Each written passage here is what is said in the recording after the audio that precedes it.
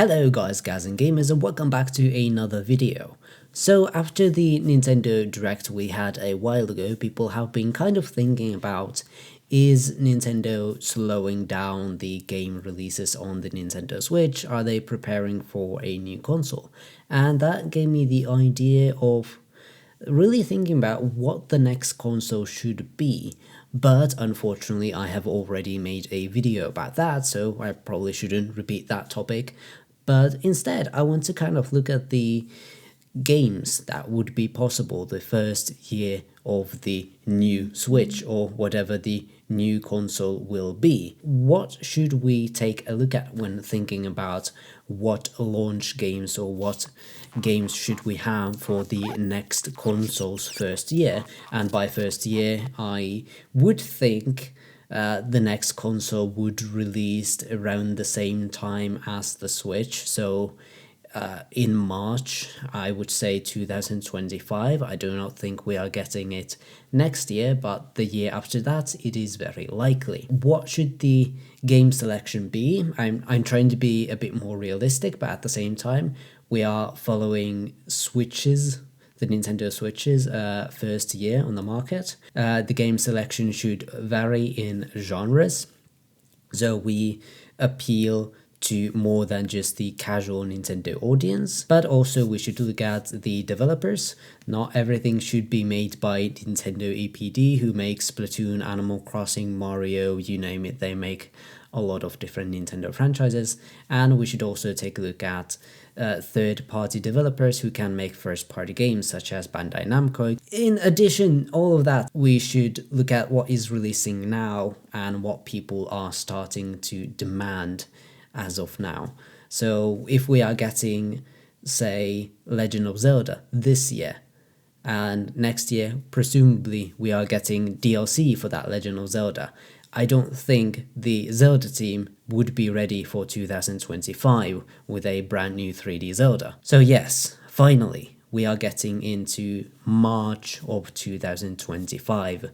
So let's begin the selection for this new console. For the Switch, it was kind of a smaller launch month. I think they released, well, people released like 5 or 10 games for the Switch in general. For Nintendo, we had basically 3. We had, of course, the big one being Legend of Zelda Breath of the Wild, which also released on Wii U the same day, but most people got it on Switch. Then we had Snipperclips, which was kind of an indie game that Nintendo published as well, which was really good, really fun. And then we had 1-2-Switch. 1-2-Switch, while not being that great of a game, it was also a necessary one, because we had Wii Sports, Wii U had Nintendo Land, and the Switch has 1-2-Switch. We need a game that kind of showcases the new features of that console, and I would assume there would be something unique to this next Nintendo console. It wouldn't just be a more powerful Switch, which would be nice to see, but I can't unfortunately really say what this new game would be, because usually it's like a new IP. So a new IP that showcases new features would be the first game. And the second thing, we had Zelda on the Switch the first day. So we need something big here as well. And I was thinking, hey, how about a new 2D Mario? We haven't had those in a while, and by 2D Mario I do not mean Mario Maker or another new Super Mario Brothers game. I mean a completely new 2D Mario game. I think that would be really cool to have, something that really catches people's attention, is a big IP, it's a big game, and they really sell well usually. So I think a 2D Mario would be really interesting to have in the beginning. Moving on to April, which was another kind of really important month for the Switch, because while we only had one game, and that game being a port of another game, that game was Mario Kart 8 Deluxe, which was the biggest selling game on the Switch of like all time. And Nintendo Switch really had the advantage of using the Wii U catalog to its advantage because not a lot of people bought the Wii U, thus, a lot of people didn't have Mario Kart 8. So, we could do something similar here, perhaps.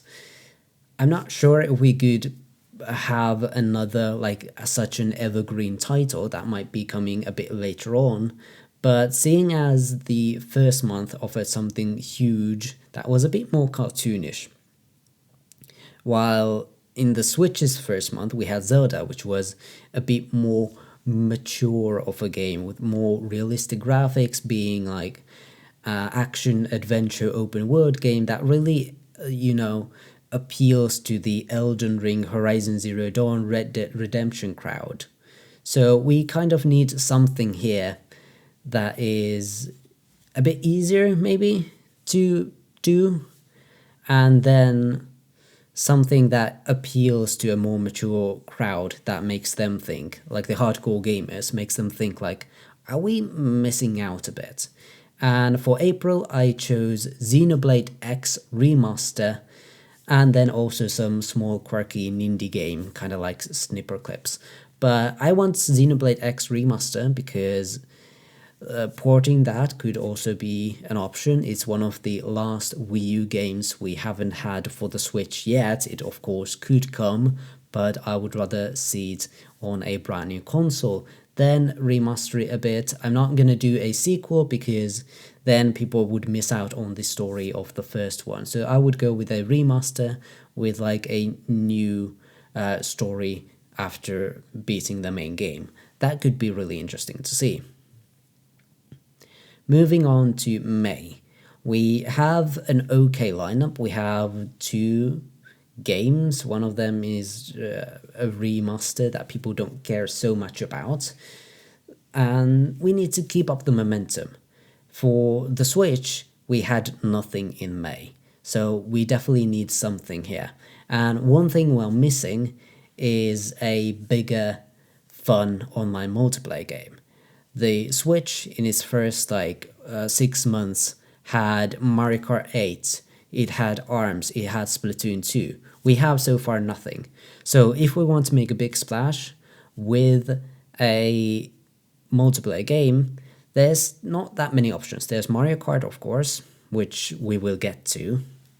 Then there's Splatoon, but we already just had Splatoon 3 come out, and assuming it will have its DLC continue into 2024, I don't see them making another Splatoon game right away. So what's left? Well, one of Nintendo's biggest franchises, and that is Super Smash Bros. And I think that could be huge to have early in a system's life cycle. Switch has Smash Bros. In its second year, but what if we were to push it to the first one? But what would be different about this Smash Bros. Game? Well, I would envision it to be a bit more smaller scale, but trying something new. Maybe having like a Super Smash Bros. 3D, so a 3D fighting game instead of kind of like the 2D game we have had so far. So trying something new, but with a much smaller but still impressive roster. That could be really interesting. Now, June, moving on to June, in here, the Switch had ARMS. But for now, we just had an amazing month. With Super Smash Bros., we already have a 2D Mario game. I think this could be a breather month. But, as it is usually something that happens in June, I think this could be a good time to showcase what you have for the rest of the year. So having kind of a summer showcase. Probably not E3 because Nintendo's not doing it in 2023. I don't think they will be doing it in 2025, but having their own like Nintendo presentation of saying like, hey, this is everything that is still to come this year. Then, moving on to July, another bit of a slower month before things get, insane again. And here, I want Nintendo to really focus on their services. And for the Nintendo Switch, it took a while for us to get like Nintendo Switch Online, so it would be nicer to get it a bit faster. and this could be a good month to implement that. And also with a proper online service now on the new console, of course it would come with some virtual console games. Hopefully majority of what we already had on the Switch could be easily transferred over to whatever the new console is. And then if we need another game, it would be nice to see something from Platinum Games. And I don't think it's going to be Bayonetta 4. I think that is out of the question as of now. But if we want to go with an exclusive IP, Astral Chain 2 could be a killer at this point. Now, August. For the Switch, we didn't have any Nintendo published games, but we did have Mario plus Rabbids Kingdom Battle, made by Ubisoft, which did feature Mario characters, so I'm going to count it here. But I think for the new system, we need another massive hit, and that would be Mario Kart 9. It was the biggest game on the Nintendo Switch, so I don't doubt it at all in my head that Nintendo would want Mario Kart on the first year of their next console. That would be huge, and it's one of those evergreen titles that just keeps on selling. So I do really think Mario Kart 9 would be perfect, and it's been so long since we have actually gotten a new Mario Kart game, so this would be the biggest game maybe of the year, including like we had a 2D Mario in this year before and a Super Smash Bros. Game. But Mario Kart 9, yeah, no question about it. This is going to be an amazing year, and that's kind of what I want this to be, because the Nintendo Switch 2017 was a really great year. I want this to be a bit more realistic, but at the same time powerful.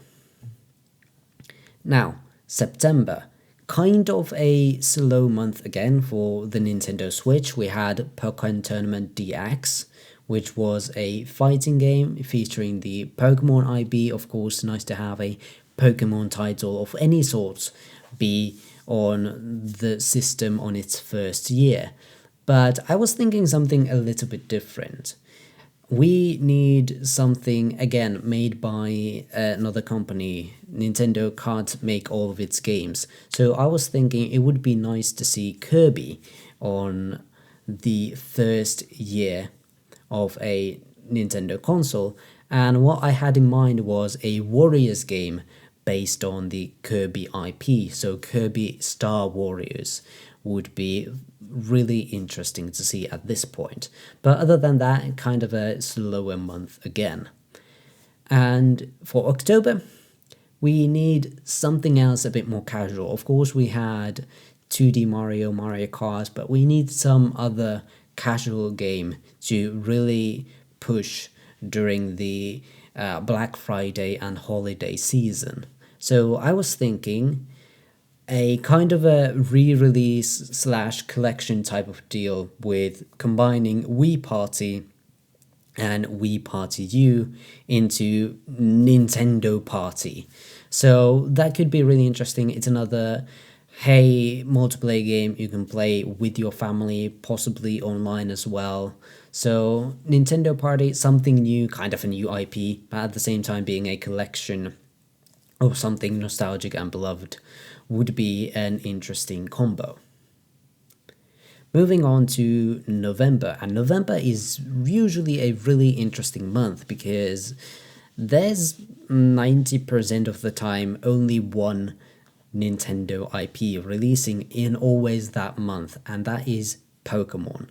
Now, for the Nintendo Switch, we didn't really have anything releasing in November. They had Snipperclips Plus, which was kind of DLC for the original Snipperclips. But other than that, we had nothing. So, for the new system, would a mainline Pokemon game be possible? And I think maybe it could be possible. I know that Game Freak has been struggling a bit with deadlines and scheduling. Releasing a Pokemon game almost every year is kind of horrible. And I know that Game Freak also sometimes struggles a bit for their first game on a console, but they could do something. I think a smaller game, not a whole new generation, even though generations come about every 3 years. And if we're getting one in 2022, then in 2025 could make sense, but it's for a new console, so I don't want to push it too far. So I was thinking maybe do the same thing they did in 2022, so release a smaller scale game in the beginning. And this would be Pokemon Legends 2. Pokemon Legends Arceus is one of the most beloved games on the Switch, definitely when it comes to Pokemon at least, and some people vastly prefer that over Scarlet and Violet. And I think it would be interesting to see Game Freak try out their hand in making another Pokemon Legends type of game that people really seem to resonate with. And this kind of is similar to what they did with the Switch. They didn't have a game on the first year, but on the second year, they had Pokemon Let's Go Pikachu and Eevee, which was another spin-off, smaller scale game for the first thing they try out on a new console. But I think Pokemon Legends 2 would be wildly more interesting and popular. Pokemon Let's Go is probably gonna sell as well as it did on the Switch because it was so much linked with Pokemon Go, and I don't think that is such a phenomenon, at least in 2025. So Pokemon Legends 2 I think would be perfect for November. I've been talking about that a lot. But yeah, moving on to the last month that we are gonna cover on this video, and for the Switch only had Xenoblade Chronicles 2, which was of course a good game. It was a good game, but it wasn't such a massive deal. So for this, I think we can just chill. We already had a game filled with a 2D Mario, Smash Brothers, Mario Kart 9, and a Pokemon game, which I think would top the Switch's first year. It's amazing. But for now, I think December, we can chill. We could chill. It's gonna sell well. We don't have to do anything. We can just like release some more virtual console games and then maybe like a first Smash Brothers DLC character. And that's it. But now I want to know, what do you think about this list that I made? Do you agree with it? Do you disagree with it? Do you have hope it would be even better, or do you think it would be worse? What would you want to see on the first year of the next Nintendo console? Let me know down in the comments below, and I will see you guys next time. Bye bye.